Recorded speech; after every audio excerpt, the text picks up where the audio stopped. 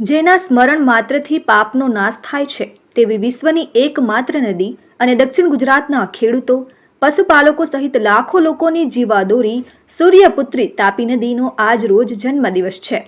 તાપી નદીના જન્મદિવસને લઈને ઠેર ઠેર ઉજવણી કરવામાં આવી રહી છે। સુરતના કામરેજના ધોરણપારડી ગામ ખાતે કામરેજ તાલુકા ભરવાડ સમાજ અગ્રણી દેહુર ભરવાડ દ્વારા તાપી માતાને 551 મીટર લાંબી ચુંદડી ઓઢાડવામાં આવી અને ગાય પગલા મંદિર ખાતે યજ્ઞ પણ કરી જન સુખકારી માટે પ્રાર્થના કરાઈ। આયોજિત કાર્યક્રમમાં બહોળી સંખ્યામાં લોકો ઉપસ્થિત રહ્યા ત્યારે તાપી નદીને ઓઢાડવામાં આવેલ 551 મીટર ચુંદડીના આકાશી દ્રશ્યો પણ સામે આવ્યા હતા।